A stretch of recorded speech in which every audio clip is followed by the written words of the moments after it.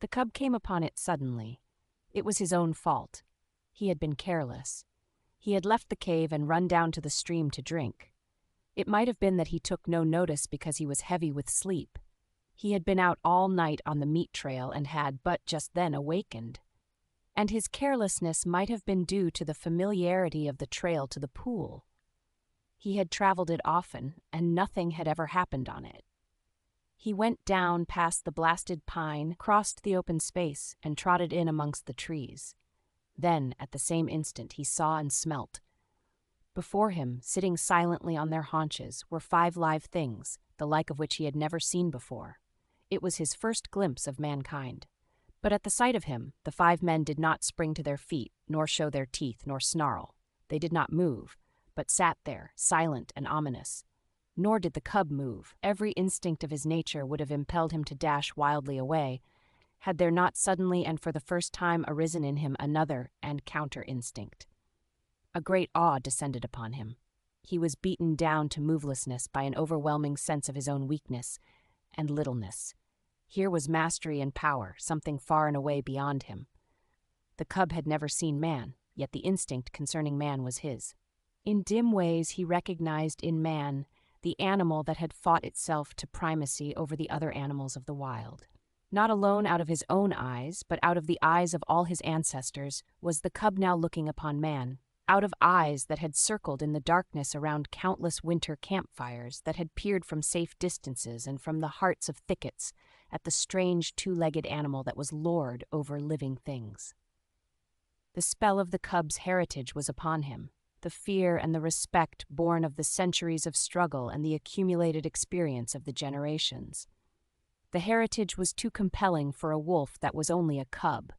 Had he been full grown, he would have run away. As it was, he cowered down in a paralysis of fear, already half proffering the submission that his kind had proffered from the first time a wolf came in to sit by man's fire and be made warm.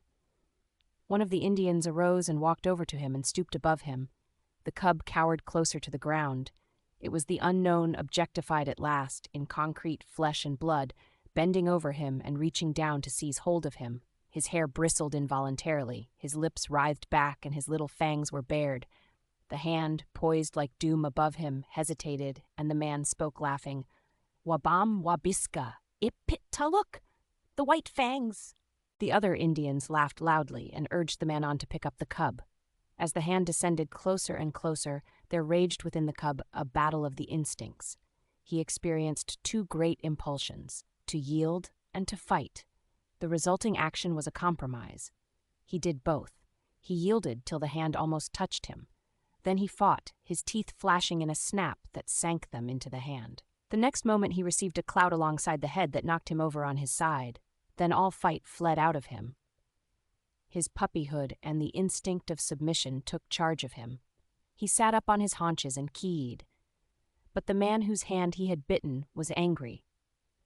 The cub received a clout on the other side of his head, whereupon he sat up and keyed louder than ever.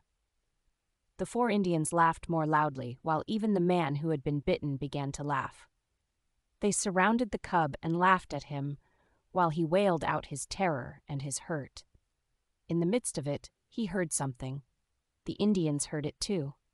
But the cub knew what it was, and with a last, long wail that had in it more of triumph than grief, he ceased his noise and waited for the coming of his mother, of his ferocious and indomitable mother who fought and killed all things, and was never afraid.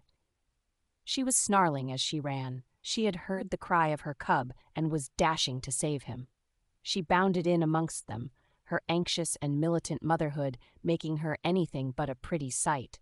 But to the cub the spectacle of her protective rage was pleasing. He uttered a glad little cry and bounded to meet her, while the man-animals went back hastily several steps. The she-wolf stood over against her cub, facing the men with bristling hair, a snarl rumbling deep in her throat. Her face was distorted and malignant with menace, even the bridge of the nose wrinkling from tip to eyes, so prodigious was her snarl. Then it was that a cry went up from one of the men. "Kitche!" was what he uttered. It was an exclamation of surprise. The cub felt his mother wilting at the sound. "Kitche!" the man cried again, this time with sharpness and authority. And then the cub saw his mother. the she-wolf, the fearless one, crouching down till her belly touched the ground, whimpering, wagging her tail, making peace signs. The cub could not understand. He was appalled. The awe of man rushed over him again. His instinct had been true. His mother verified it. She, too, rendered submission to the man-animals. The man who had spoken came over to her. He put his hand upon her head, and she only crouched closer. She did not snap, nor threaten to snap. The other men came up and surrounded her and felt her and pawed her, which actions she made no attempt to resent. They were greatly excited and made many noises with their mouths. These noises were not indication of danger, the cub decided, as he crouched near his mother, still bristling from time to time, but doing his best to submit. "It is not strange," an Indian was saying. "Her father was a wolf. It is true, her mother was a dog, but did not my brother tie her out in the woods all of 3 nights in the mating season? Therefore was the father of Quiche a wolf." "It is a year, Gray Beaver, since she ran away," spoke a second Indian. "It is not strange, Salmon Tongue," Gray Beaver answered. "It was the time of the famine, and there was no meat for the dogs." "She has lived with the wolves," said a third Indian. "So it would seem, 3 eagles," Gray Beaver answered, laying his hand on the cub, "and this be the sign of it." The cub snarled a little at the touch of the hand, and the hand flew back to administer a clout, whereupon the cub covered its fangs and sank down submissively, while the hand, returning, rubbed behind his ears and up and down his back. "This be the sign of it," Gray Beaver went on.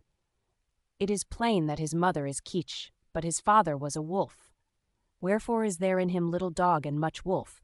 His fangs be white, white Fang shall be his name. I have spoken. He is my dog, for was not Quiche my brother's dog, and is not my brother dead?" The cub, who had thus received a name in the world, lay and watched. For a time the man-animal continued to make their mouth noises. Then Gray Beaver took a knife from a sheath that hung around his neck and went into the thicket and cut a stick. White Fang watched him. He notched the stick at each end, and in the notches fastened strings of raw hide. One string he tied around the throat of Quiche. Then he led her to a small pine, around which he tied the other string. White Fang followed and lay down beside her. Salmon Tongue's hand reached out to him and rolled him over on his back. Quiche looked on anxiously. White Fang felt fear mounting in him again. He could not quite suppress a snarl, but he made no offer to snap. The hand, with fingers crooked and spread apart, rubbed his stomach in a playful way and rolled him from side to side. It was ridiculous and ungainly, lying there on his back with legs sprawling in the air. Besides, it was a position of such utter helplessness that White Fang's whole nature revolted against it. He could do nothing to defend himself. If this man-animal intended harm, White Fang knew that he could not escape it. How could he spring away with his 4 legs in the air above him? Yet submission made him master his fear, and he only growled softly. This growl he could not suppress, nor did the man-animal resent it by giving him a blow on the head. And furthermore, such was the strangeness of it, White Fang experienced an unaccountable sensation of pleasure as the hand rubbed back and forth. When he was rolled on his side, he ceased to growl. When the fingers pressed and prodded at the base of his ears, the pleasurable sensation increased. And when, with a final rub and scratch, the man left him alone and went away, all fear had died out of White Fang. He was to know fear many times in his dealing with man, yet it was a token of the fearless companionship with man that was ultimately to be his. After a time, White Fang heard strange noises approaching. He was quick in his classification, for he knew them at once for man-animal noises. A few minutes later, the remainder of the tribe, strung out as it was on the march, trailed in. There were more men and many women and children, 40 souls of them, and all heavily burdened with camp equipage and outfit.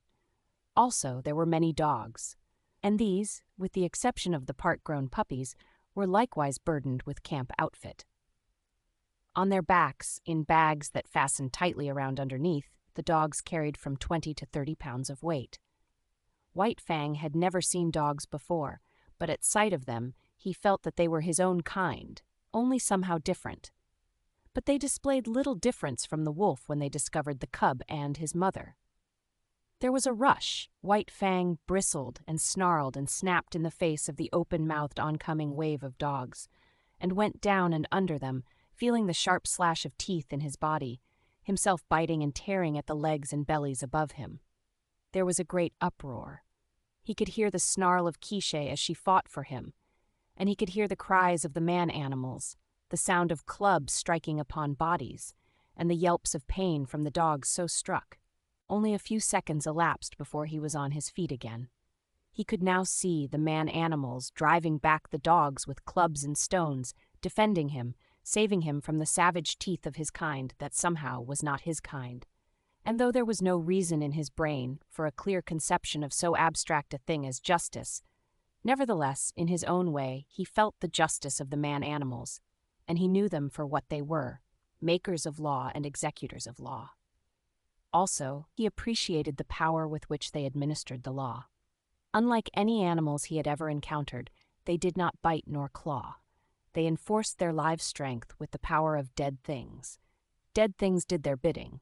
Thus, sticks and stones, directed by these strange creatures, leaped through the air like living things, inflicting grievous hurts upon the dogs. To his mind, this was power unusual, power inconceivable and beyond the natural, power that was godlike. White Fang, in the very nature of him, could never know anything about gods. At the best, he could know only things that were beyond knowing. But the wonder and awe that he had of these man-animals in ways resembled what would be the wonder and awe of man at sight of some celestial creature, on a mountain top, hurling thunderbolts from either hand at an astonished world. The last dog had been driven back. The hubbub died down. And White Fang licked his hurts and meditated upon this, his first taste of pack cruelty and his introduction to the pack. He had never dreamed that his own kind consisted of more than One Eye, his mother, and himself. They had constituted a kind apart, and here, abruptly, he had discovered many more creatures apparently of his own kind. And there was a subconscious resentment that these, his kind, at first sight had pitched upon him and tried to destroy him. In the same way he resented his mother being tied with a stick, even though it was done by the superior man-animals. It savored of the trap, of bondage. Yet of the trap and of bondage he knew nothing. Freedom to roam and run and lie down at will had been his heritage, and here it was being infringed upon. His mother's movements were restricted to the length of a stick, and by the length of that same stick was he restricted, for he had not yet got beyond the need of his mother's side. He did not like it. Nor did he like it when the man-animals arose and went on with their march, for a tiny man-animal took the other end of the stick and led Quiche captive behind him, and behind Quiche followed White Fang, greatly perturbed and worried by this new adventure he had entered upon. They went down the valley of the stream far beyond White Fang's widest ranging until they came to the end of the valley, where the stream ran into the Mackenzie River. Here, where canoes were cached on poles high in the air, and where stood fish racks for the drying of fish, camp was made, and White Fang looked on with wondering eyes. The superiority of these man-animals increased with every moment. There was their mastery over all these sharp-fanged dogs. It breathed of power. But greater than that to the wolf cub was their mastery over things not alive, their capacity to communicate motion to unmoving things, their capacity to change the very face of the world. It was this last that especially affected him. The elevation of frames of poles caught his eye, yet this in itself was not so remarkable, being done by the same creatures that flung sticks and stones to great distances. But when the frames of poles were made into tepees by being covered with cloth and skins, White Fang was astounded. It was the colossal bulk of them that impressed him. They arose around him on every side like some monstrous, quick-growing form of life. They occupied nearly the whole circumference of his field of vision. He was afraid of them. They loomed ominously above him, and when the breeze stirred them into huge movements, he cowered down in fear, keeping his eyes warily upon them, and prepared to spring away if they attempted to precipitate themselves upon him. But in a short while, his fear of the tepees passed away. He saw the women and children passing in and out of them without harm, and he saw the dogs trying often to get into them, and being driven away with sharp words and flying stones. After a time, he left Quiche's side and crawled cautiously toward the wall of the nearest tepee. It was the curiosity of growth that urged him on, the necessity of learning and living and doing that brings experience. The last few inches to the wall of the tepi were crawled with painful slowness and precaution. The day's events had prepared him for the unknown to manifest itself in most stupendous and unthinkable ways. At last his nose touched the canvas. He waited. Nothing happened. Then he smelled the strange fabric, saturated with the man smell. He closed on the canvas with his teeth and gave a gentle tug. Nothing happened, though the adjacent portions of the tepi moved. He tugged harder. There was a greater movement. It was delightful. He tugged still harder and repeatedly until the whole tepi was in motion. Then the sharp cry of a squaw inside sent him scampering back to Kiche. But after that, he was afraid no more of the looming bulks of the tepis. A moment later, he was straying away again from his mother. Her stick was tied to a peg in the ground, and she could not follow him. A part-grown puppy, somewhat larger and older than he, came toward him slowly, with ostentatious and belligerent importance. The puppy's name, as White Fang was afterward to hear him called, was Lip Lip. He had had experience in puppy fights and was already something of a bully. Lip Lip was White Fang's own kind, and, being only a puppy, did not seem dangerous, so White Fang prepared to meet him in a friendly spirit. But when the stranger's walk became stiff-legged and his lips lifted clear of his teeth, White Fang stiffened too, and answered with lifted lips. They half-circled about each other, tentatively, snarling and bristling. This lasted several minutes, and White Fang was beginning to enjoy it as a sort of game. But suddenly, with remarkable swiftness, Lip Lip leaped in, delivering a slashing snap, and leaped away again. The snap had taken effect on the shoulder that had been hurt by the lynx, and that was still sore deep down near the bone. The surprise and hurt of it brought a yelp out of White Fang. But the next moment, in a rush of anger, he was upon Lip Lip and snapping viciously. But Lip Lip had lived his life in camp and had fought many puppy fights. 3 times, 4 times, and half a dozen times his sharp little teeth scored on the newcomer, until White Fang, yelping shamelessly, fled to the protection of his mother.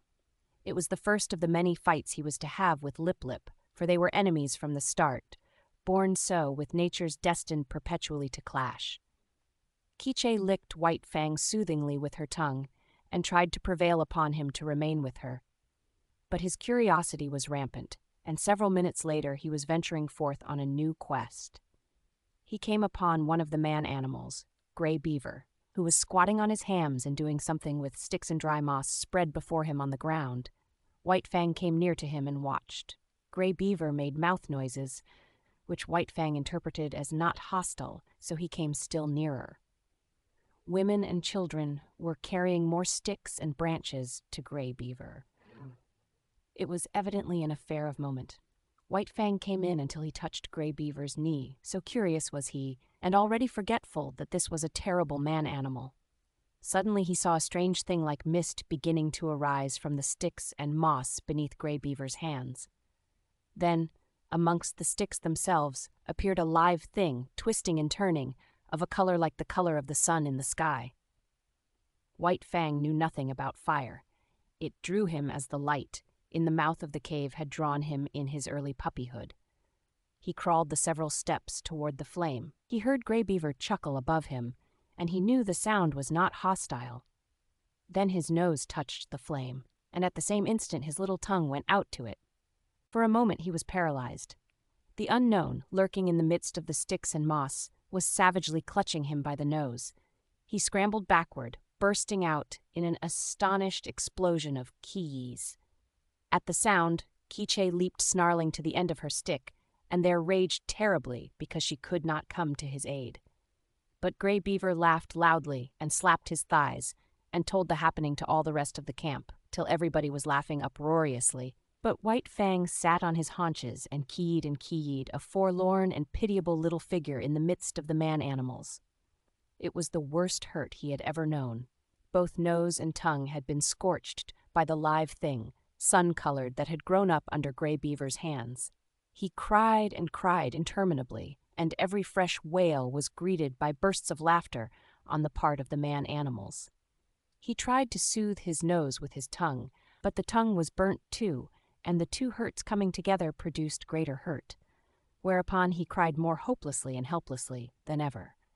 And then shame came to him. He knew laughter and the meaning of it. It is not given us to know how some animals know laughter and know when they are being laughed at, but it was this same way that White Fang knew it. And he felt shame that the man-animals should be laughing at him. He turned and fled away, not from the hurt of the fire, but from the laughter that sank even deeper and hurt in the spirit of him. And he fled to Quiche, raging at the end of her stick like an animal gone mad. To Quiche, the one creature in the world who was not laughing at him.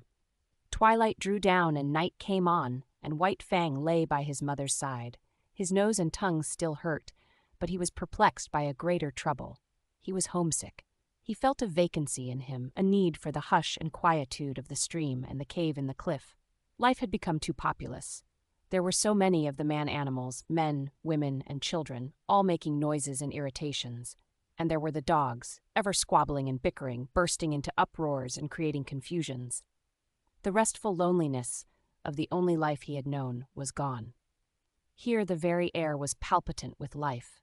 It hummed and buzzed unceasingly. Continually changing its intensity and abruptly variant in pitch, it impinged on his nerves and senses, made him nervous and restless, and worried him with a perpetual imminence of happening. He watched the man-animals coming and going and moving about the camp. In fashion distantly resembling the way men look upon the gods they create, so looked White Fang upon the man-animals before him. They were superior creatures, of a verity, gods. To his dim comprehension, they were as much wonder-workers as gods are to men. They were creatures of mastery, possessing all manner of unknown and impossible potencies, overlords of the alive and the not alive, making obey that which moved, imparting movement to that which did not move, and making life, sun-colored and biting life, to grow out of dead moss and wood. They were fire-makers, they were gods. The days were thronged with experience for White Fang. During the time that Quiche was tied by the stick, he ran about over all the camp, inquiring, investigating, learning. He quickly came to know much of the ways of the man-animals, but familiarity did not breed contempt. The more he came to know them, the more they vindicated their superiority, the more they displayed their mysterious powers, the greater loomed their godlikeness. To man has been given the grief, often, of seeing his gods overthrown and his altars crumbling, but to the wolf and the wild dog that have come in to crouch at man's feet, this grief has never come. Unlike man, whose gods are of the unseen and the overguessed, vapors and mists of fancy eluding the garmenture of reality, wandering wraiths of desired goodness and power, intangible outcroppings of self into the realm of spirit. Unlike man, the wolf and the wild dog that have come into the fire find their gods in the living flesh, solid to the touch, occupying earth space, and requiring time for the accomplishment of their ends and their existence. No effort of faith is necessary to believe in such a God. No effort of will can possibly induce disbelief in such a God. There is no getting away from it. There it stands on its two hind legs, club in hand, immensely potential, passionate and wrathful and loving, God and mystery and power, all wrapped up and around by flesh that bleeds when it is torn, and that is good to eat like any flesh. And so it was with White Fang.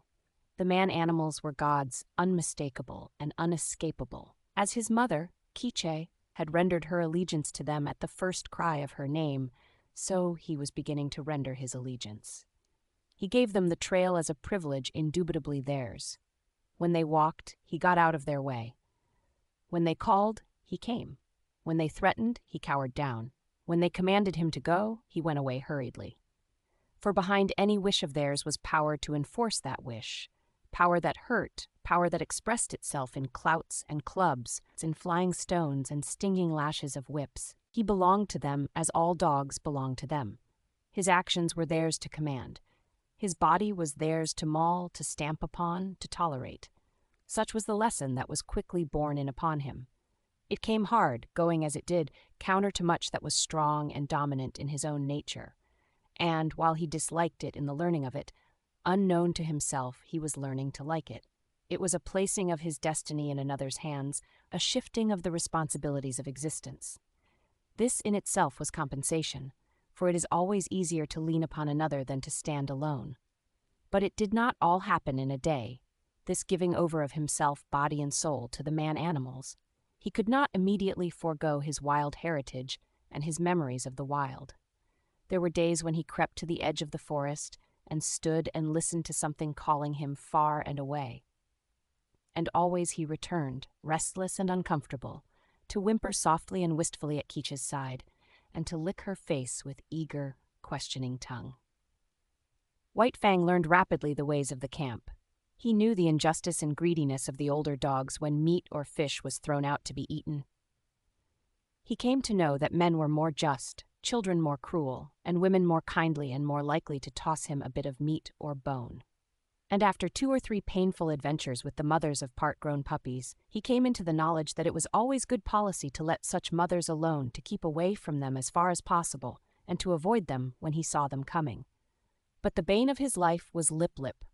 Larger, older, and stronger, Lip Lip had selected White Fang for his special object of persecution. White Fang fought willingly enough, but he was outclassed. His enemy was too big. Lip Lip became a nightmare to him. Whenever he ventured away from his mother, the bully was sure to appear, trailing at his heels, snarling at him, picking upon him, and watchful of an opportunity, when no man-animal was near, to spring upon him and force a fight. As Lip Lip invariably won, he enjoyed it hugely. It became his chief delight in life, as it became White Fang's chief torment. But the effect upon White Fang was not to cow him. Though he suffered most of the damage and was always defeated, his spirit remained unsubdued. Yet a bad effect was produced. He became malignant and morose. His temper had been savage by birth, but it became more savage under this unending persecution. The genial, playful, puppyish side of him found little expression. He never played and gambled about with the other puppies of the camp. Lip Lip would not permit it. The moment White Fang appeared near them, Lip Lip was upon him, bullying and hectoring him or fighting with him until he had driven him away.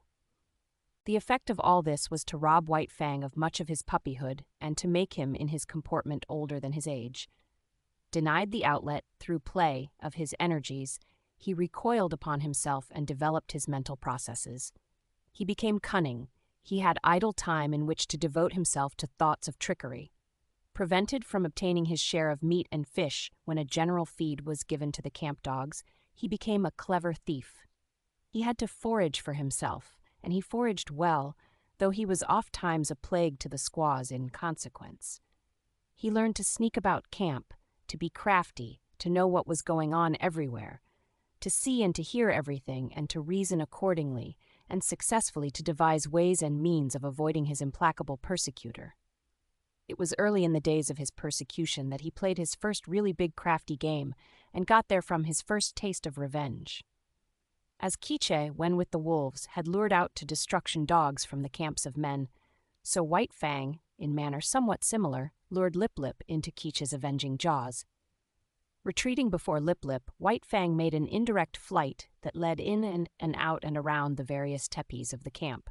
He was a good runner, swifter than any puppy of his size and swifter than Lip Lip, but he did not run his best in this chase. He barely held his own, one leap ahead of his pursuer. Lip Lip, excited by the chase and by the persistent nearness of his victim, forgot caution and locality. When he remembered locality, it was too late. Dashing at top speed around a tepee, he ran full tilt into Keech lying at the end of her stick. He gave one yelp of consternation, and then her punishing jaws closed upon him. She was tied, but he could not get away from her easily. She rolled him off his legs so that he could not run, while she repeatedly ripped and slashed him with her fangs. When at last he succeeded in rolling clear of her, he crawled to his feet, badly disheveled, hurt both in body and in spirit. His hair was standing out all over him in tufts where her teeth had mauled. He stood where he had arisen, opened his mouth and broke out the long, heartbroken puppy wail. But even this he was not allowed to complete. In the middle of it, White Fang, rushing in, sank his teeth into Lip Lip's hind leg. There was no fight left in Lip Lip, and he ran away shamelessly, his victim hot on his heels and worrying him all the way back to his own tepee. Here the squaws came to his aid, and White Fang, transformed into a raging demon, was finally driven off only by a fusillade of stones. Came the day when Grey Beaver, deciding that the liability of her running away was past, released Keech. White Fang was delighted with his mother's freedom. He accompanied her joyfully about the camp, and, so long as he remained close by her side, Lip Lip kept a respectful distance. White Fang even bristled up to him and walked stiff-legged, but Lip Lip ignored the challenge. He was no fool himself, and whatever vengeance he desired to wreak, he could wait until he caught White Fang alone. Later on that day, Quiche and White Fang strayed into the edge of the woods next to the camp. He had led his mother there, step by step, and now when she stopped, he tried to inveigle her farther. The stream, the lair, and the quiet woods were calling to him, and he wanted her to come. He ran on a few steps, stopped, and looked back. She had not moved. He whined pleadingly and scurried playfully in and out of the underbrush. He ran back to her, licked her face, and ran on again, and still she did not move. He stopped and regarded her, all of an intentness and eagerness physically expressed that slowly faded out of him as she turned her head and gazed back at the camp. There was something calling to him out there in the open. His mother heard it too. But she heard also that other and louder call, the call of the fire and of man, the call which has been given alone of all animals to the wolf to answer, to the wolf and the wild dog, who are brothers. Quiche turned and slowly trotted back toward camp. Stronger than the physical restraint of the stick was the clutch of the camp upon her. Unseen and occultly, the gods still gripped with their power and would not let her go. White Fang sat down in the shadow of a birch and whimpered softly.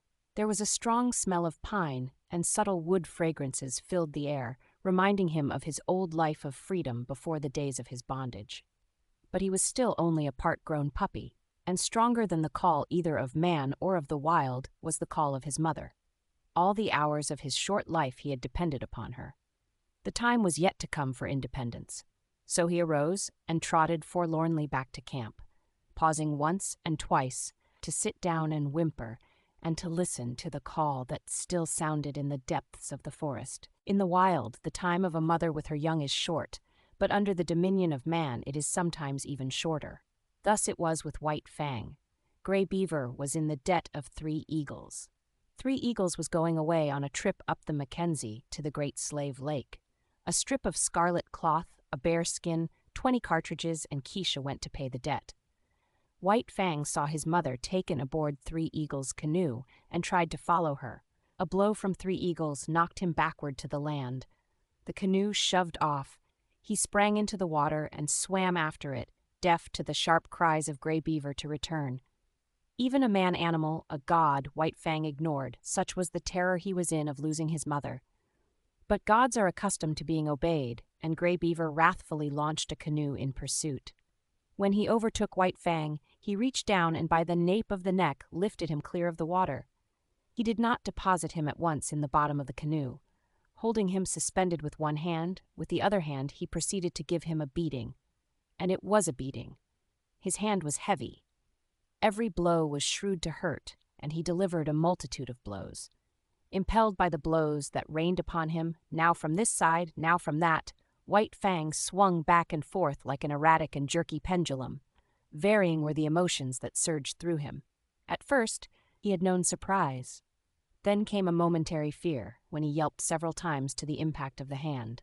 But this was quickly followed by anger. His free nature asserted itself, and he showed his teeth and snarled fearlessly in the face of the wrathful god. This but served to make the god more wrathful. The blows came faster, heavier, more shrewd to hurt. Gray Beaver continued to beat, White Fang continued to snarl, but this could not last forever. One or the other must give over, and that one was White Fang. Fear surged through him again. For the first time he was being really manhandled. The occasional blows of sticks and stones he had previously experienced were as caresses compared with this. He broke down and began to cry and yelp. For a time each blow brought a yelp from him, but fear passed into terror, until finally his yelps were voiced in unbroken succession, unconnected with the rhythm of the punishment. At last, Gray Beaver withheld his hand.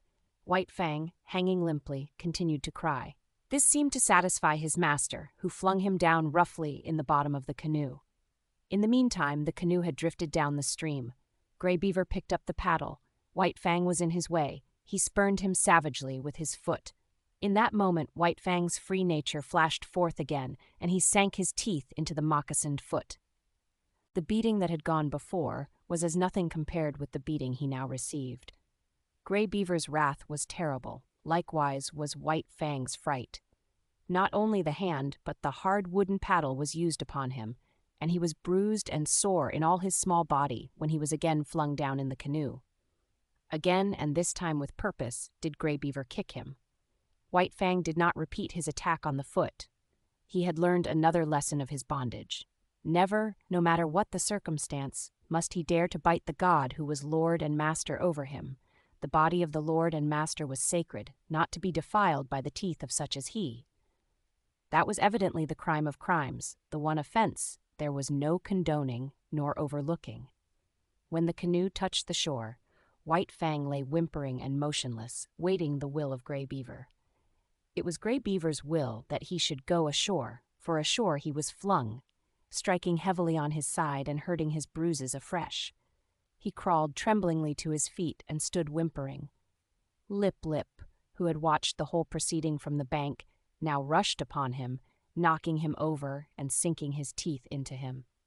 White Fang was too helpless to defend himself, and it would have gone hard with him had not Gray Beaver's foot shot out, lifting Lip into the air with its violence so that he smashed down to earth a dozen feet away.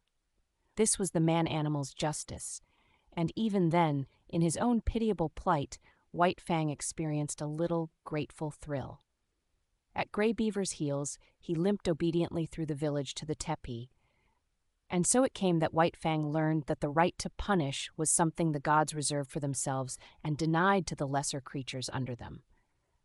That night, when all was still, White Fang remembered his mother and sorrowed for her. He sorrowed too loudly and woke up Gray Beaver, who beat him. After that he mourned gently when the gods were around, but sometimes, straying off to the edge of the woods by himself, he gave vent to his grief and cried it out with loud whimperings and wailings. It was during this period that he might have hearkened to the memories of the lair and the stream and run back to the wild. But the memory of his mother held him.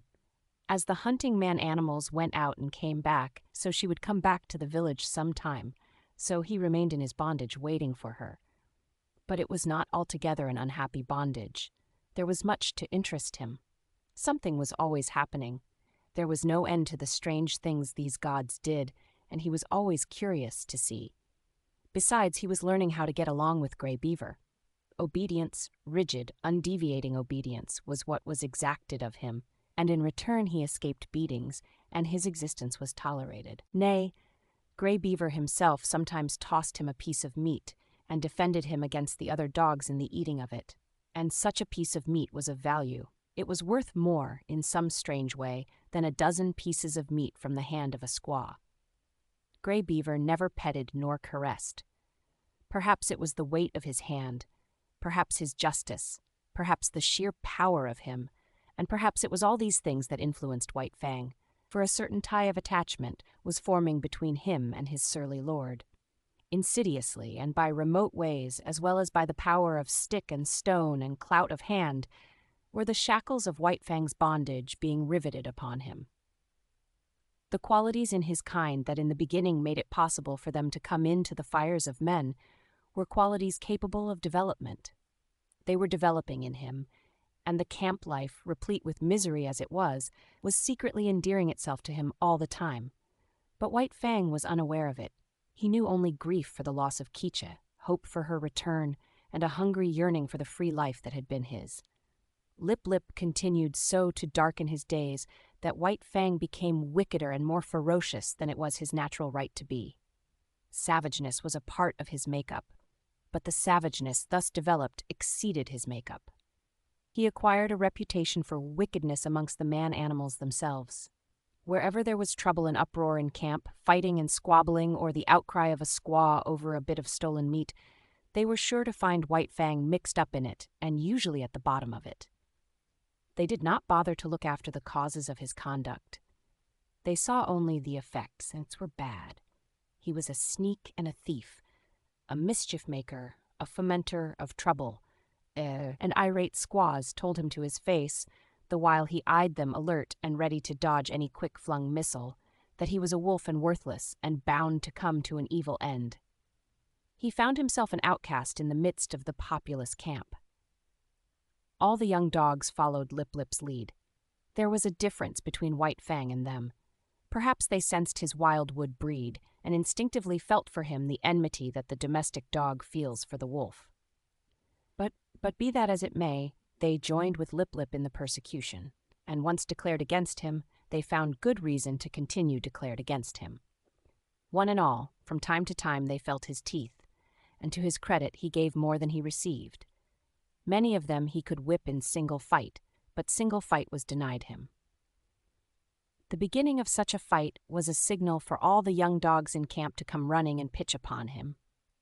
Out of this pack persecution he learned two important things: how to take care of himself in a mass fight against him, and how on a single dog to inflict the greatest amount of damage in the briefest space of time. To keep one's feet in the midst of the hostile mass meant life, and this he learnt well.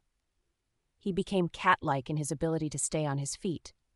Even grown dogs might hurtle him backward or sideways with the impact of their heavy bodies. And backward or sideways he would go, in the air or sliding on the ground, but always with his legs under him and his feet downward to the Mother Earth. When dogs fight, there are usually preliminaries to the actual combat, snarlings and bristlings and stiff-legged struttings. But White Fang learned to omit these preliminaries.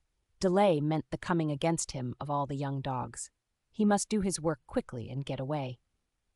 So he learnt to give no warning of his intention. He rushed in and snapped and slashed on the instant, without notice, before his foe could prepare to meet him. Thus he learned how to inflict quick and severe damage.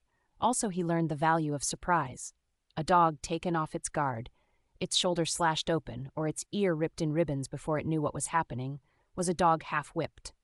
Furthermore, it was remarkably easy to overthrow a dog taken by surprise, while a dog thus overthrown invariably exposed for a moment the soft underside of its neck, the vulnerable point at which to strike for its life. White Fang knew this point. It was a knowledge bequeathed to him directly from the hunting generation of wolves. So, that was White Fang's method when he took the offensive, was first to find a young dog alone, second, to surprise it and knock it off its feet, and third, to drive in with his teeth at the soft throat. Being but partly grown, his jaws had not yet become large enough nor strong enough to make his throat attack deadly. But many a young dog went around camp with a lacerated throat in token of White Fang's intention. And one day, catching one of his enemies alone on the edge of the woods, he managed, by repeatedly overthrowing him and attacking the throat, to cut the great vein and let out the life. There was a great row that night. He had been observed. The news had been carried to the dead dog's master. The squaws remembered all the instances of stolen meat, and Grey Beaver was beset by many angry voices. But he resolutely held the door of his tepee, inside which he had placed the culprit, and refused to permit the vengeance for which his tribespeople clamored. White Fang became hated by man and dog. During this period of his development, he never knew a moment's security.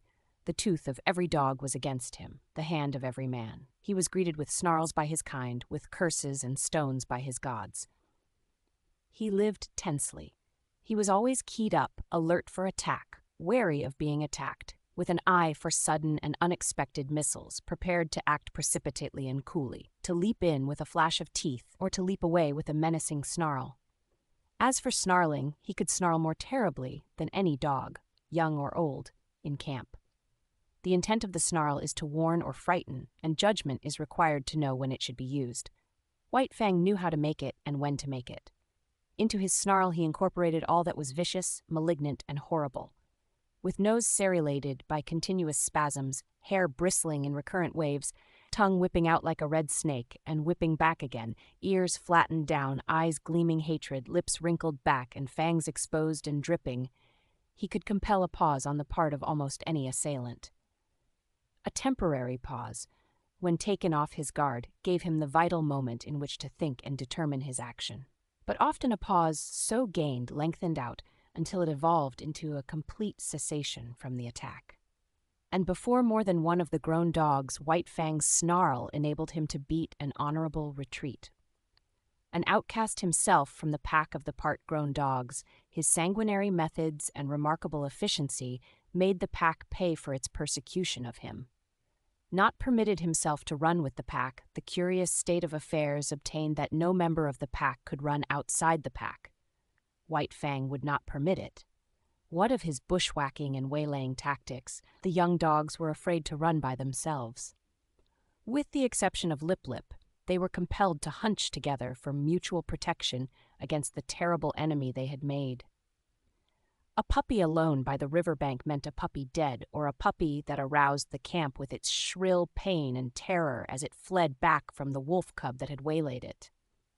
But White Fang's reprisals did not cease, even when the young dogs had learned thoroughly that they must stay together. He attacked them when he caught them alone, and they attacked him when they were bunched. The sight of him was sufficient to start them rushing after him, at which times his swiftness usually carried him into safety. But woe the dog that outran his fellows in such pursuit. White Fang had learned to turn suddenly upon the pursuer that was ahead of the pack, and thoroughly to rip him up before the pack could arrive.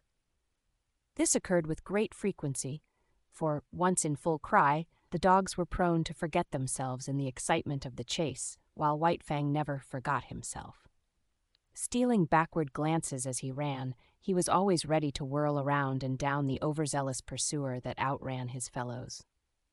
Young dogs are bound to play, and out of the exigencies of the situation they realized their play in this mimic warfare. Thus it was that the hunt of White Fang became their chief game, a deadly game, withal, and at all times a serious game. He, on the other hand, being the fastest-footed, was unafraid to venture anywhere. During the period that he waited vainly for his mother to come back, he led the pack many a wild chase through the adjacent woods. But the pack invariably lost him. Its noise and outcry warned him of its presence, while he ran alone, velvet-footed, silently, a moving shadow among the trees, after the manner of his father and mother before him. Further, he was more directly connected with the wild than they, and he knew more of its secrets and stratagems. A favorite trick of his was to lose his trail in running water, and then lie quietly in a nearby thicket while their baffled cries arose around him. Hated by his kind and by mankind, indomitable, perpetually warred upon, and himself waging perpetual war, his development was rapid and one-sided. This was no soil for kindliness and affection to blossom in. Of such things he had not the faintest glimmering. The code he learned was to obey the strong and to oppress the weak. Grey Beaver was a god and strong. Therefore White Fang obeyed him. But the dog younger or smaller than himself was weak, a thing to be destroyed. His development was in the direction of power. In order to face the constant danger of hurt and even of destruction, his predatory and protective faculties were unduly developed. He became quicker of movement than the other dogs, swifter of foot, craftier, deadlier, more lithe, more lean with iron-like muscle and sinew, more enduring, more cruel, more ferocious, and more intelligent. He had to become all these things, else he would not have held his own, nor survive the hostile environment in which he found himself. In the fall of the year, when the days were shortening and the bite of the frost was coming into the air, White Fang got his chance for liberty. For several days there had been a great hubbub in the village. The summer camp was being dismantled, and the tribe, bag and baggage, was preparing to go off to the fall hunting. White Fang watched it all with eager eyes, and when the tepees began to come down and the canoes were loading at the bank, he understood. Already the canoes were departing, and some had disappeared down the river. Quite deliberately he determined to stay behind. He waited his opportunity to slink out of camp to the woods. Here, in the running stream where ice was beginning to form, he hid his trail. Then he crawled into the heart of a dense thicket and waited. The time passed by, and he slept intermittently for hours. Then he was aroused by Grey Beaver's voice calling him by name. There were other voices. White Fang could hear Grey Beaver's squaw taking part in the search, and Mitza, who was Grey Beaver's son. White Fang trembled with fear, and though the impulse came to crawl out of his hiding place, he resisted it. After a time, the voices died away, and some time after that, he crept out to enjoy the success of his undertaking. Darkness was coming on, and for a while he played about among the trees, pleasuring in his freedom. Then, and quite suddenly, he became aware of loneliness. He sat down to consider, listening to the silence of the forest and perturbed by it. That nothing moved nor sounded seemed ominous. He felt the lurking of danger, unseen and unguessed. He was suspicious of the looming bulks of the trees and of the dark shadows that might conceal all manner of perilous things. Then it was cold. Here was no warm side of a tepi against which to snuggle. The frost was in his feet, and he kept lifting first one forefoot and then the other. He curved his bushy tail around to cover them, and at the same time he saw a vision. There was nothing strange about it. Upon his inward sight was impressed a succession of memory pictures.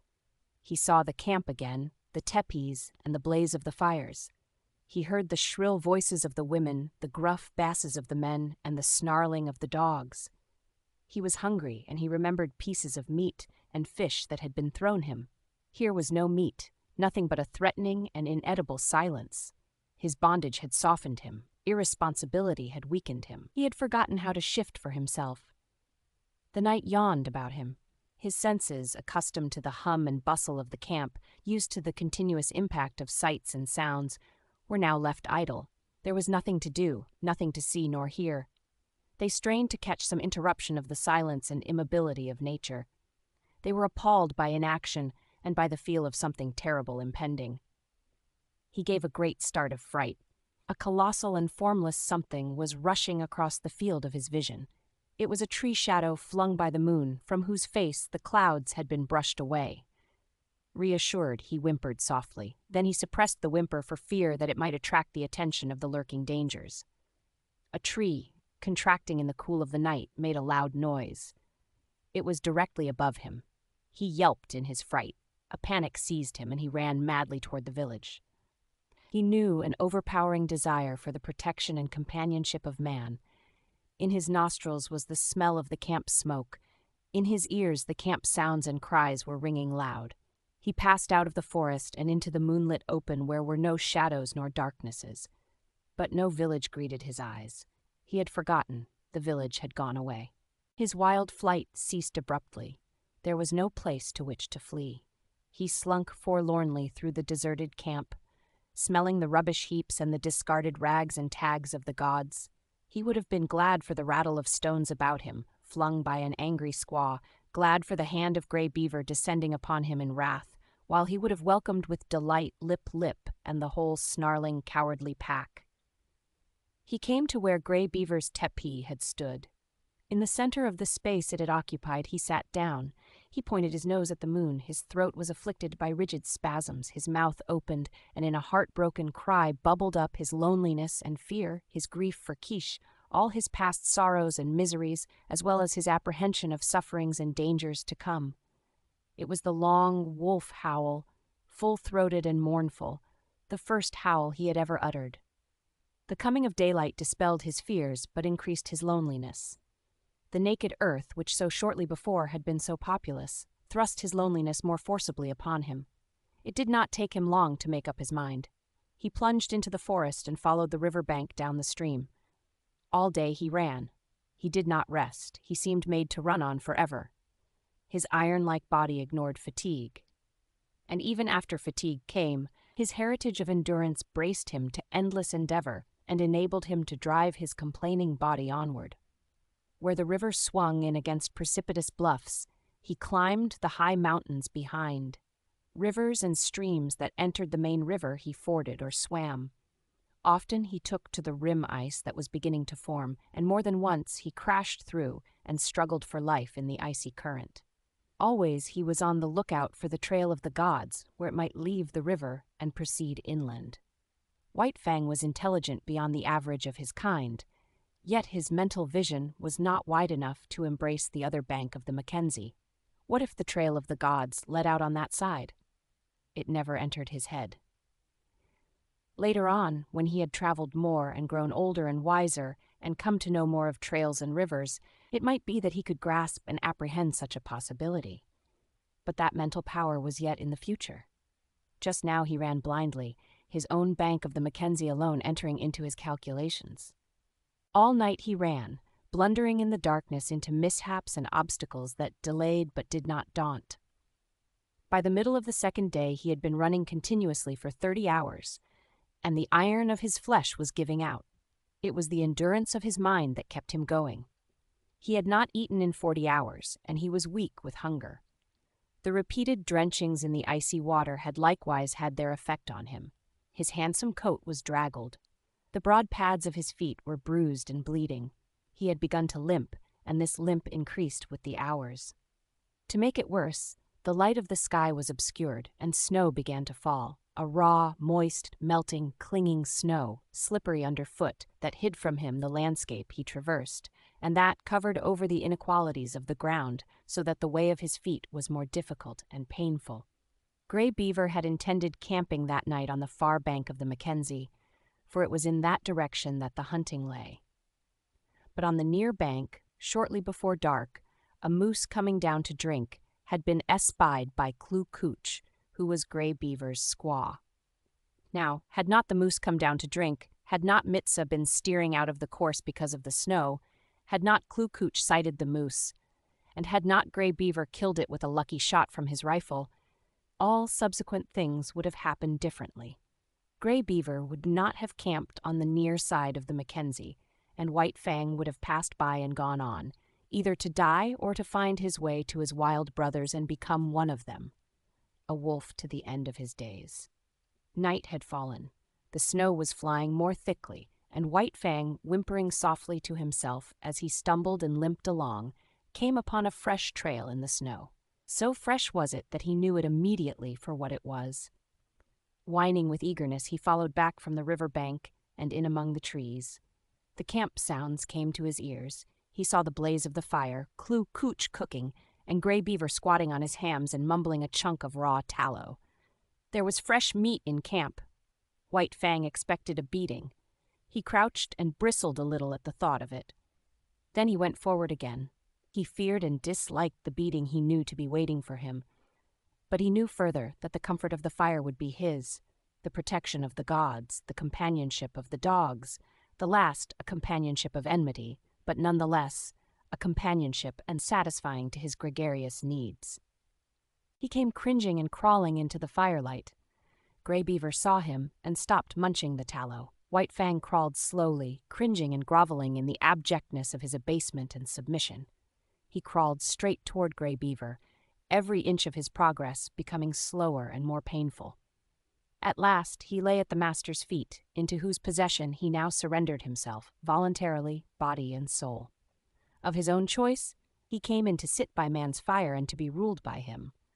White Fang trembled, waiting for the punishment to fall upon him. There was a movement of the hand above him.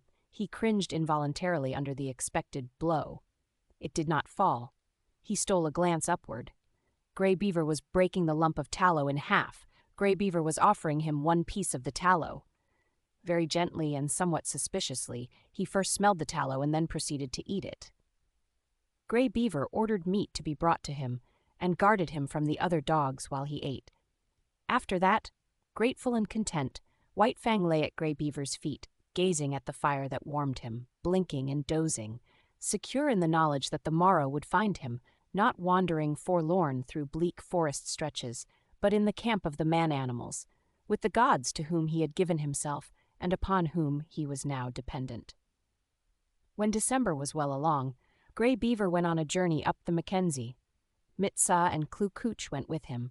One sled he drove himself, drawn by dogs he had traded for or borrowed. A second and smaller sled was driven by Mitsa, and to this was harnessed a team of puppies. It was more of a toy affair than anything else, yet it was the delight of Mitsa, who felt that he was beginning to do a man's work in the world. Also, he was learning to drive dogs and to train dogs, while the puppies themselves were being broken into the harness. Furthermore, the sled was of some service, for it carried nearly 200 pounds of outfit and food. White Fang had seen the camp dogs toiling in the harness, so that he did not resent overmuch the first placing of the harness upon himself. About his neck was put a moss-stuffed collar, which was connected by two pulling traces to a strap that passed around his chest and over his back. It was to this that was fastened the long rope by which he pulled at the sled. There were 7 puppies in the team. The others had been born earlier in the year and were 9 and 10 months old, while White Fang was only 8 months old. Each dog was fastened to the sled by a single rope. No 2 ropes were of the same length, while the difference in length between any 2 ropes was at least that of a dog's body. Every rope was brought to a ring at the front end of the sled. The sled itself was without runners, being a birch bark toboggan, with upturned forward end to keep it from plowing under the snow. This construction enabled the weight of the sled and load to be distributed over the largest snow surface, for the snow was crystal powder and very soft. Observing the same principle of widest distribution of weight, the dogs at the ends of their ropes radiated fan fashion from the nose of the sled, so that no dog trod in another's footsteps. There was, furthermore, another virtue in the fan formation. The ropes of varying length prevented the dogs attacking from the rear those that ran in front of them. For a dog to attack another, it would have to turn upon one at a shorter rope, in which case it would find itself face to face with the dog attacked, and also it would find itself facing the whip of the driver. But the most peculiar virtue of all lay in the fact that the dog that strove to attack one in front of him must pull the sled faster, and that the faster the sled traveled, the faster could the dog attacked run away. Thus, the dog behind could never catch up with the one in front. The faster he ran, the faster ran the one he was after, and the faster ran all the dogs. Incidentally, the sled went faster, and thus, by cunning indirection, did man increase his mastery over the beasts. Mit-Sa resembled his father, much of whose gray wisdom he possessed. In the past he had observed Lip-Lip's persecution of White Fang, but at that time Lip-Lip was another man's dog, and Mit-Sa had never dared more than to shy an occasional stone at him. But now Lip-Lip was his dog, and he proceeded to wreak his vengeance on him by putting him at the end of the longest rope. This made Lip-Lip the leader, and was apparently an honor. But in reality, it took away from him all honor, and instead of being bully and master of the pack, he now found himself hated and persecuted by the pack. Because he ran at the end of the longest rope, the dogs had always the view of him running away before them. All that they saw of him was his bushy tail and fleeing hind legs, a view far less ferocious and intimidating than his bristling mane and gleaming fangs. Also, dogs being so constituted in their mental ways, the sight of him running away gave desire to run after him and a feeling that he ran away from them. The moment the sled started, the team took after Lip-Lip in a chase that extended throughout the day.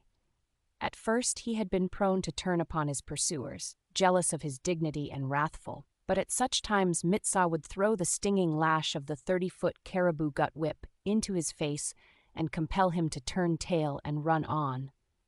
Lip-Lip might face the pack, but he could not face that whip, and all that was left him to do was to keep his long rope taut and his flanks ahead of the teeth of his mates. But a still greater cunning lurked in the recesses of the Indian mind. To give point to unending pursuit of the leader, Mit-Sa favored him over the other dogs.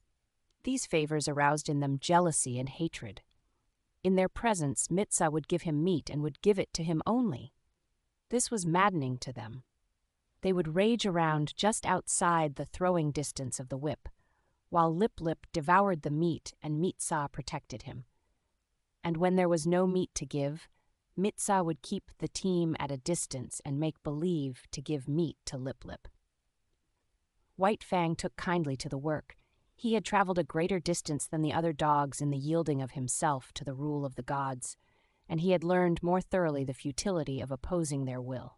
In addition, the persecution he had suffered from the pack had made the pack less to him in the scheme of things, and man more.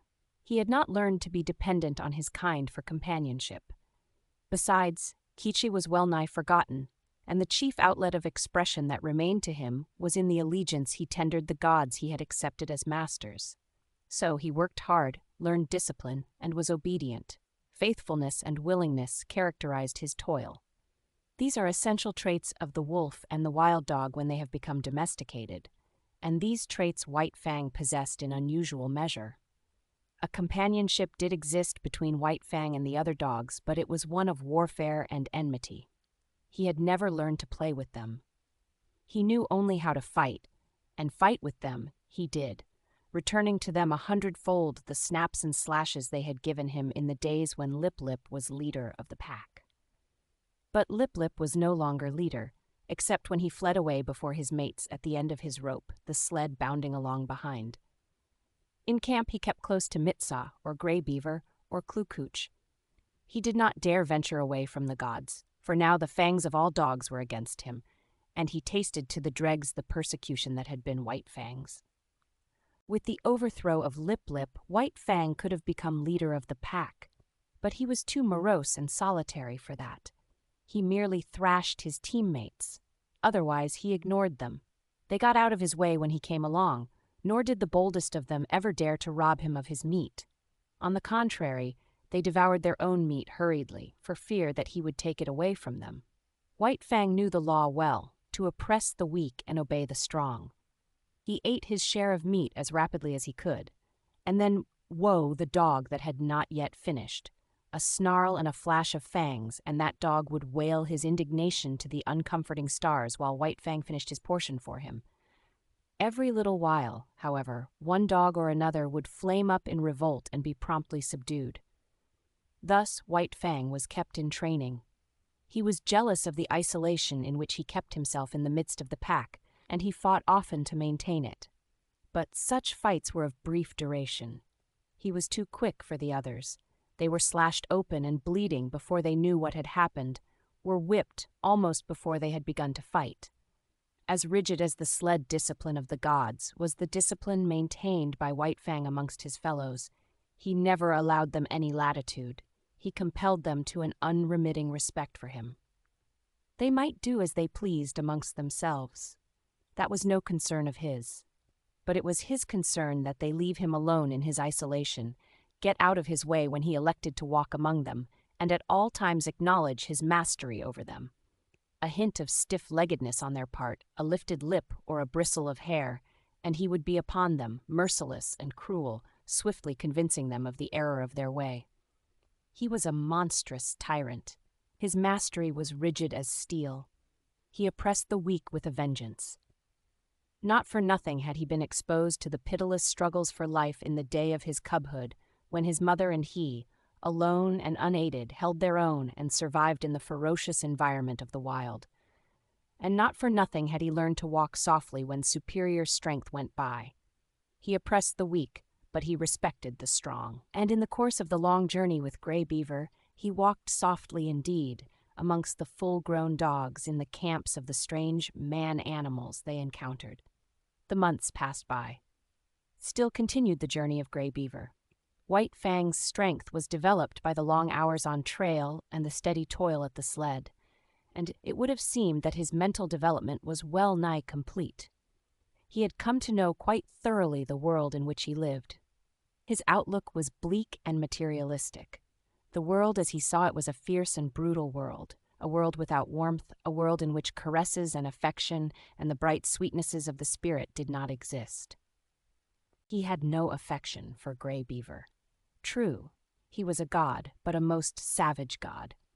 White Fang was glad to acknowledge his lordship, but it was a lordship based upon superior intelligence and brute strength. There was something in the fiber of White Fang's being that made his lordship a thing to be desired, else he would not have come back from the wild when he did to tender his allegiance. There were deeps in his nature which had never been sounded. A kind word, a caressing touch of the hand on the part of Gray Beaver might have sounded these deeps, but Gray Beaver did not caress nor speak kind words. It was not his way. His primacy was savage, and savagely he ruled, administering justice with a club, punishing transgression with the pain of a blow, and rewarding merit, not by kindness, but by withholding a blow. So White Fang knew nothing of the heaven a man's hand might contain for him. Besides, he did not like the hands of the man-animals. He was suspicious of them. It was true that they sometimes gave meat, but more often they gave hurt. Hands were things to keep away from. They hurled stones, wielded sticks and clubs and whips, administered slaps and clouts, and, when they touched him, were cunning to hurt with pinch and twist and wrench. In strange villages, he had encountered the hands of the children and learned that they were cruel to hurt. Also, he had once nearly had an eye poked out by a toddling papoose. From these experiences, he became suspicious of all children. He could not tolerate them. When they came near with their ominous hands, he got up. It was in a village at the Great Slave Lake that, in the course of resenting the evil of the hands of the man-animals, he came to modify the law that he had learned from Grey Beaver, namely, that the unpardonable crime was to bite one of the gods. In this village, after the custom of all dogs in all villages, White Fang went foraging for food. A boy was chopping frozen moose meat with an axe, and the chips were flying in the snow.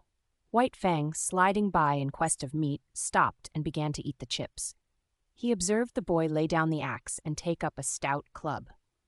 White Fang sprang clear, just in time to escape the descending blow. The boy pursued him, and he, a stranger in the village, fled between two tepees to find himself cornered against a high earth bank. There was no escape for White Fang.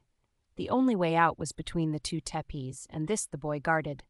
Holding his club prepared to strike, he drew in on his cornered quarry. White Fang was furious. He faced the boy, bristling and snarling, his sense of justice outraged. He knew the law of forage. All the wastage of meat, such as the frozen chips, belonged to the dog that found it.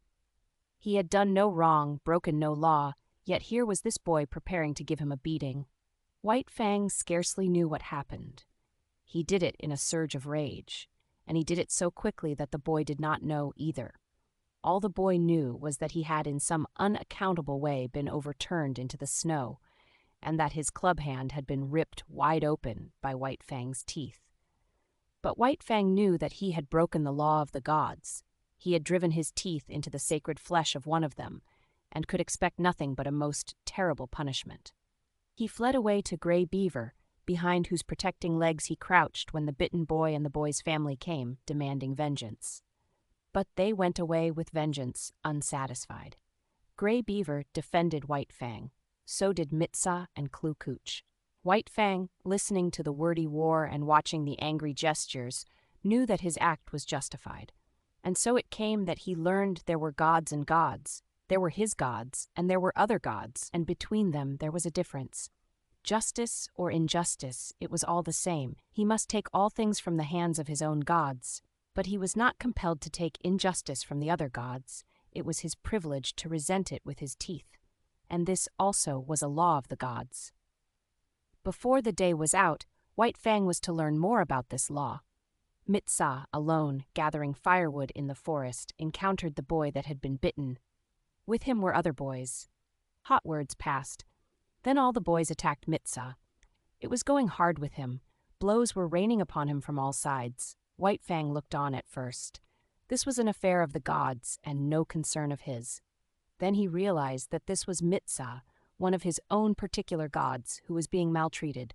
It was no reasoned impulse that made White Fang do what he then did. A mad rush of anger sent him leaping in amongst the combatants. 5 minutes later, the landscape was covered with fleeing boys, many of whom dripped blood upon the snow in token that White Fang's teeth had not been idle. When Mitsa told the story in camp, Grey Beaver ordered meat to be given to White Fang. He ordered much meat to be given, and White Fang, gorged and sleepy by the fire, knew that the law had received its verification. It was in line with these experiences that White Fang came to learn the law of property and the duty of the defense of property. From the protection of his god's body to the protection of his god's possessions was a step, and this step he made. What was his god's was to be defended against all the world, even to the extent of biting other gods. Not only was such an act sacrilegious in its nature, but it was fraught with peril. The gods were all-powerful, and a dog was no match against them. Yet White Fang learned to face them, fiercely belligerent and unafraid. Duty rose above fear, and thieving gods learned to leave Grey Beaver's property alone. One thing in this connection White Fang quickly learnt, and that was that a thieving god was usually a cowardly god and prone to run away at the sounding of the alarm. Also, he learned that but brief time elapsed between his sounding of the alarm and Grey Beaver coming to his aid. He came to know that it was not fear of him that drove the thief away, but fear of Grey Beaver. White Fang did not give the alarm by barking. He never barked. His method was to drive straight at the intruder, and to sink his teeth in if he could. Because he was morose and solitary, having nothing to do with the other dogs, he was unusually fitted to guard his master's property, and in this he was encouraged and trained by Gray Beaver. One result of this was to make White Fang more ferocious and indomitable, and more solitary. The months went by, binding stronger and stronger the covenant between dog and man. This was the ancient covenant that the first wolf that came in from the wild entered into with man, and like all succeeding wolves and wild dogs that had done likewise, White Fang worked the covenant out for himself. The terms were simple. For the possession of a flesh and blood god, he exchanged his own liberty. Food and fire, protection and companionship were some of the things he received from the god. In return, he guarded the god's property, defended his body, worked for him, and obeyed him. The possession of a god implies service. White Fang's was a service of duty and awe, but not of love. He did not know what love was. He had no experience of love. Quiche was a remote memory. Besides, not only had he abandoned the wild and his kind when he gave himself up to man, but the terms of the covenant were such that if ever he met Quiche again, he would not desert his god to go with her. His allegiance to man seemed somehow a law of his being greater than the love of liberty, of kind and kin. The spring of the year was at hand when Gray Beaver finished his long journey. It was April, and White Fang was a year old when he pulled into the home villages and was loosed from the harness by Mitsa. Though a long way from his full growth, White Fang, next to Lip Lip, was the largest yearling in the village. Both from his father, the wolf, and from Quiche, he had inherited stature and strength, and already he was measuring up alongside the full-grown dogs. But he had not yet compact. His body was slender and rangy, and his strength more stringy than massive. His coat was the true wolf gray, and to all appearances he was true wolf himself. The quarter strain of dog he had inherited from Quiche had left no mark on him physically, though it had played its part in his mental makeup. He wandered through the village, recognizing with staid satisfaction the various gods he had known before the long journey. Then there were the dogs, puppies growing up like himself, and grown dogs that did not look so large and formidable as the memory pictures he retained of them.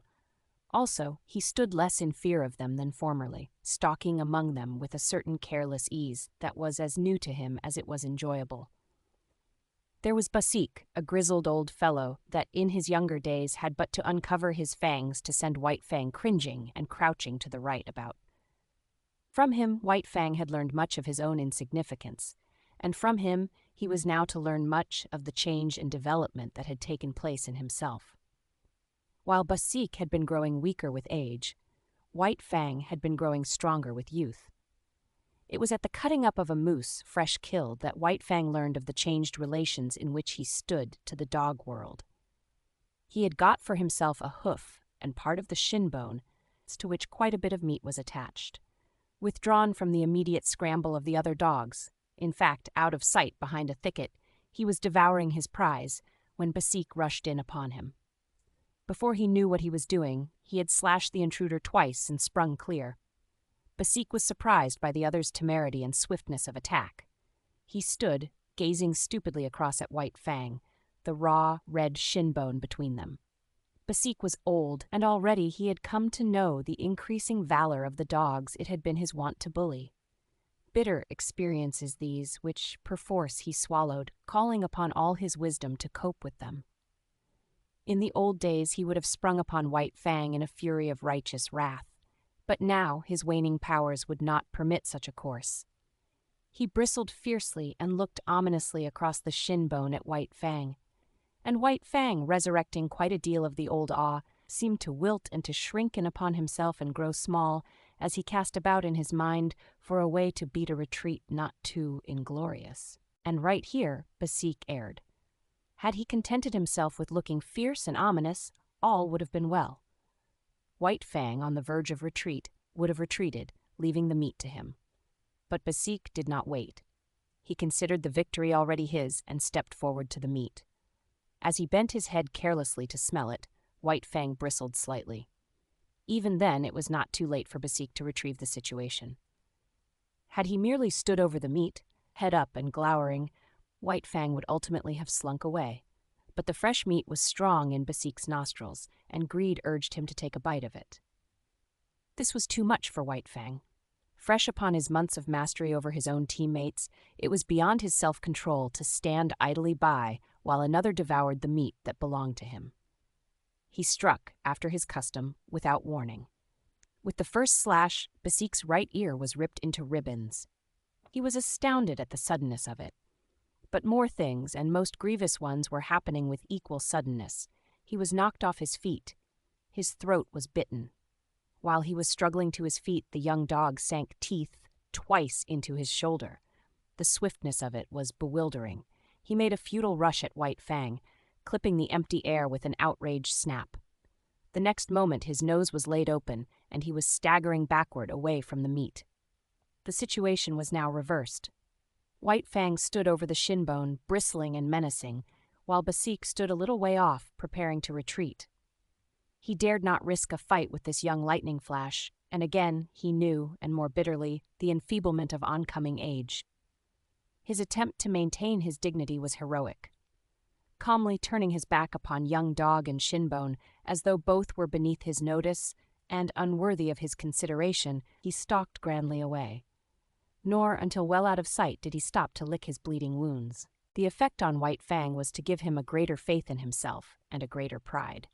He walked less softly among the grown dogs. His attitude toward them was less compromising. Not that he went out of his way looking for trouble, far from it. But upon his way he demanded consideration. He stood upon his right to go his way unmolested and to give trail to no dog. He had to be taken into account, that was all. He was no longer to be disregarded and ignored, as was the lot of puppies and as continued to be the lot of the puppies that were his teammates. They got out of the way, gave trail to the grown dogs, and gave up meat to them under compulsion. But White Fang, uncompanionable, solitary, morose, scarcely looking to right or left, redoubtable, forbidding of aspect, remote and alien, was accepted as an equal by his puzzled elders. They quickly learned to leave him alone, neither venturing hostile acts nor making overtures of friendliness. If they left him alone, he left them alone, a state of affairs that they found, after a few encounters, to be preeminently desirable. In midsummer, White Fang had an experience. Trotting along in his silent way to investigate a new teepee which had been erected on the edge of the village while he was away with the hunters after moose, he came full upon Kitch. He paused and looked at her. He remembered her vaguely, but he remembered her, and that was more than could be said for her. She lifted her lip at him in the old snarl of menace, and his memory became clear. His forgotten cubhood, all that was associated with that familiar snarl, rushed back to him. Before he had known the gods, she had been to him the center pin of the universe. The old familiar feelings of that time came back upon him, surged up within him. He bounded towards her joyously, and she met him with shrewd fangs that laid his cheek open to the bone. He did not understand. He backed away, bewildered and puzzled. But it was not Keish's fault. A wolf mother was not made to remember her cubs of a year or so before, so she did not remember White Fang. He was a strange animal, an intruder, and her present litter of puppies gave her the right to resent such intrusion. One of the puppies sprawled up to White Fang. They were half-brothers, only they did not know it. White Fang sniffed the puppy curiously, whereupon Quiche rushed upon him, gashing his face a second time. He backed farther away. All the old memories and associations died down again and passed into the grave from which they had been resurrected. He looked at Quiche licking her puppy and stopping now and then to snarl at him. She was without value to him. He had learned to get along without her. Her meaning was forgotten.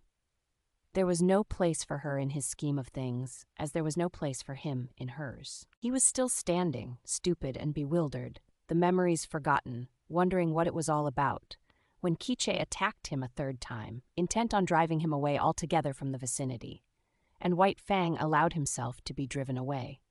This was a female of his kind, and it was a law of his kind that the males must not fight the females. He did not know anything about this law, for it was no generalization of the mind, not a something acquired by experience of the world. He knew it as a secret prompting, as an urge of instinct, of the same instinct that made him howl at the moon and stars of nights, and that made him fear death and the unknown. The months went by.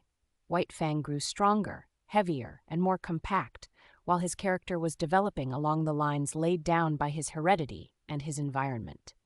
His heredity was a life stuff that may be likened to clay. It possessed many possibilities, was capable of being molded into many different forms. Environment served to model the clay, to give it a particular form. Thus, had White Fang never come into the fires of man, the wild would have molded him into a true wolf. But the gods had given him a different environment, and he was molded into a dog that was rather wolfish, but that was a dog and not a wolf. And so, according to the clay of his nature and the pressure of his surroundings, his character was being molded into a certain particular shape. There was no escaping it.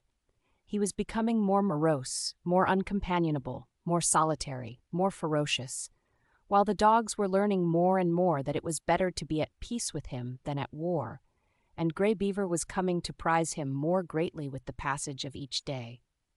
White Fang, seeming to sum up strength in all his qualities, nevertheless suffered from one besetting weakness. He could not stand being laughed at. The laughter of men was a hateful thing. They might laugh among themselves about anything they pleased except himself, and he did not mind. But the moment laughter was turned upon him, he would fly into a most terrible rage. Grave, dignified, somber, a laugh made him frantic to ridiculousness. It so outraged him and upset him that for hours he would behave like a demon. And woe to the dog that at such times ran foul of him. He knew the law too well to take it out on Grey Beaver. Behind Grey Beaver were a club and Godhead. But behind the dogs there was nothing but space, and into this space they flew when White Fang came on the scene, made mad by laughter. In the 3rd year of his life, there came a great famine to the Mackenzie Indians. In the summer, the fish failed. In the winter, the caribou forsook their accustomed track. Moose were scarce, the rabbits almost disappeared. Hunting and preying animals perished. Denied their usual food supply, weakened by hunger, they fell upon and devoured one another. Only the strong survived. White Fang's gods were always hunting animals. The old and the weak of them died of hunger.